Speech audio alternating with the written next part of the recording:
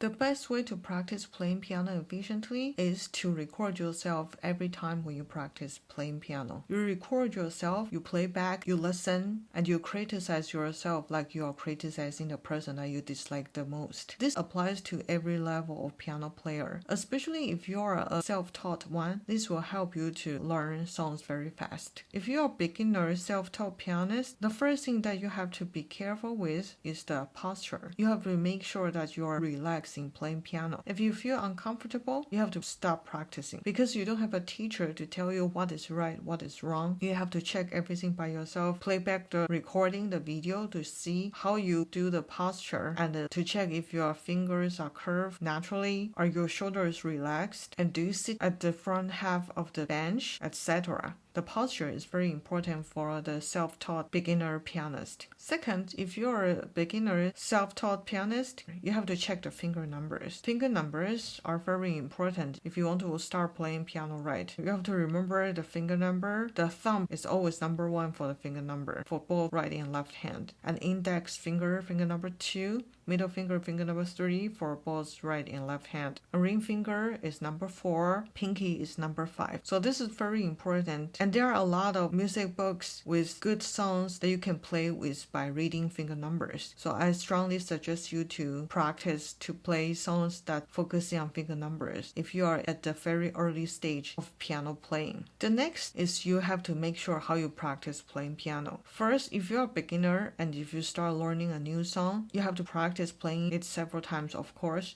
The first time you play without singing, just focus on the finger numbers or the notes. The second time you play and sing together with the finger number. And third time you play and sing the letter at the same time. If the song has lyrics, you can sing along with the lyrics. And when you practice playing piano, for sure you have some troubles with a certain bars. Let's say you always make mistakes at bar 2 and bar 4. If you keep making mistakes on bar 4 and bar 2, you have to focus on these 2 bars instead of start from the very beginning. Do not waste time because you already have no problem at the beginning. Focus on the sections that you made mistake the most. Keep playing the part that you make mistakes until you make no mistakes. And after you fix all the mistakes, you have to practice from the beginning to the end to see if you're still making the same mistakes at the same place.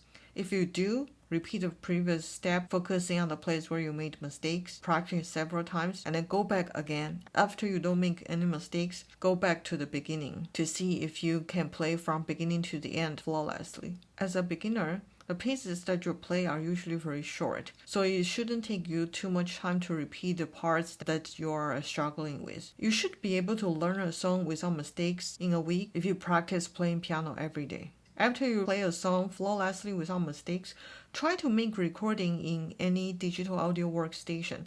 Let's say if you have an iPhone, you can record the song in GarageBand and make recording with the metronome. Play with the metronome to see if you can follow the metronome. When you practice playing piano, remember to always use metronome. Make sure that you can increase the tempo from very slow to fast. Do not try to play too fast at the beginning, because if you try to play it too fast, you will always stop in between and you develop bad habit. And constant stop does not help you to learn. You will not learn anything if you constantly stop at the same place. So I'd rather you to start to play slow without stopping in between and increase the tempo gradually with the metronome. It's better if you can play a song by memory. If you can't, it's okay if you are a beginner, but you have to understand that it will be difficult for you to memorize a big song if you don't try to memorize a song when you begin small. It's always good to play a song by memory. It helps you to learn a song. Since you are a beginner, most of the songs are shorter and easier to memorize.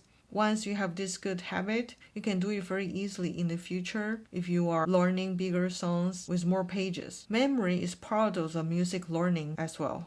Remember I said at the beginning, record each time when you practice playing piano and always listen back to the recording. Or if you videotape yourself, always watch what you did. Always make sure if you play piano with the right posture and take the notes if you notice anything that you have to improve, and set goal for the next practice to see how much you can improve daily. If you have time, try to learn the music theory. If you are slow at reading music notes, do a lot of note naming exercise. If you are having trouble in understand the rhythm, try to do more sight reading to practice playing complicated rhythm. Basic theory helps you to read the music much faster, and you can also ear test yourself. For example, if you play a song with a lot of major third, you can try to ask yourself if you can recognize the difference between major third and minor third. Of course, if you can, try to practice playing easy scales. Let's say 5-note scale instead of scale with 1 octave. Because practice playing scale will help you to improve your ability in playing different songs.